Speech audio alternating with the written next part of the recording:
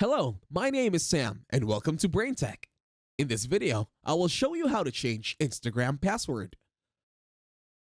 To start, open your Instagram application. Once you are here, you will need to find your account by going to Login Help. Once you are here already, you will need to input your username or your email address, depending on which one you remember. In here, to access your account, you will need to get a verification code through an email or SMS message. Depending on your preference, in this tutorial, I will be doing send an email.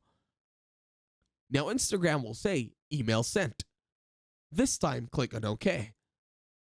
Now, swipe down and then you will see a notification coming in from your email. All you have to do is to tap on that notification.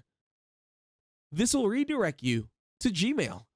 And then in here, all you have to do is to click on reset your password from the email that Instagram sent. And that's it. Thank you very much for watching. Please leave a like, share, and subscribe to the channel.